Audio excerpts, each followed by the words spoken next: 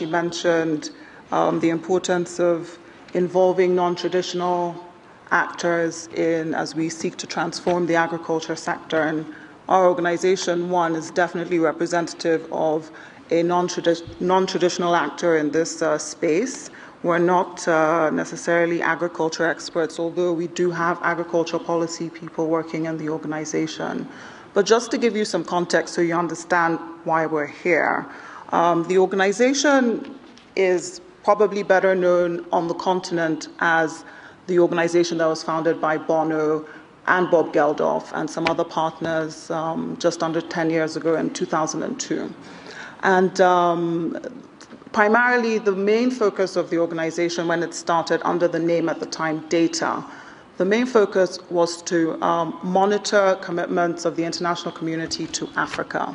We started to produce a data report which every year, starting after the Gleneagles commitments in 2005, would monitor commitments that were made by the G8 countries to Africa. The data report would, pretty much sell out. Nobody could keep their hands, nobody in our office could keep a copy because it was in high demand every time it was released to coincide with the G8 meetings. In the data report, we would rank how countries were performing against their commitments. One has had a lot of success in mobilizing the international community to provide resources to Africa for development. Some of our successes have been in PEPFAR, mobilizing money for the President's Emergency Plan for AIDS Relief, with the Global Fund, and even with the African Development Bank. We did a lot of work with their general capital increase last year. And this is where I'll differ a little bit with what has been said, because what we're finding is that, in fact, the money is committed, but the donors have a very hard time fulfilling their commitments. That's what we've been finding across the board, and advocacy efforts have certainly helped to draw attention to this fact and put the pressure on the international community, and to what Isabel was saying, really make it in their interest to deliver on the commitments made to development. Coming to agriculture specifically, and as we've had a traditional focus on what the international community is doing for Africa, we a few months ago launched an agriculture campaign in response to the Horn of Africa crisis, the famine. For us, we really feel that agriculture is a long-term solution to addressing this man-made crisis. And again, our strength is in focusing on what the international community has done for the sector, and we produced this report on agriculture accountability, which basically details where the donors are in the promises that they made in L'Aquila 2 years ago, and that they've only delivered 22% of those commitments.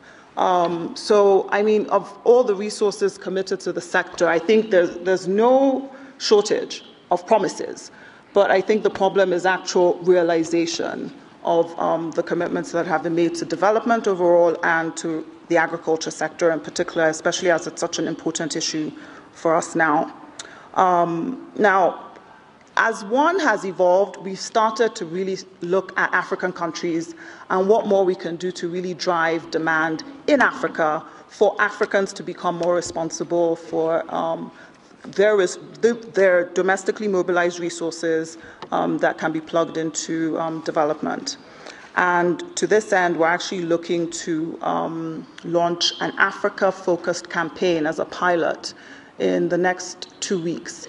One has a model that is tried and tested in the international sphere. And for folks who know the organization, you'll know that we've driven a popular mobilization effort for the last 6 years, where we've gotten people, ordinary men and women, from housewives to doctors, to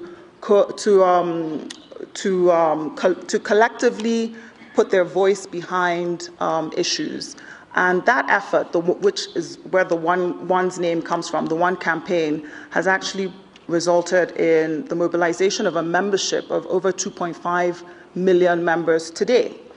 And it is the combination of that popular mobilization as well as a grass tops, a policy lobbying effort that is really what we found to be most effective in delivering results for the sectors that we've worked on.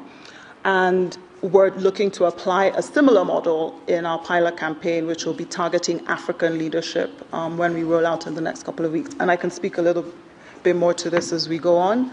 I'll keep it brief for now and allow you, Mira, to ask me questions later.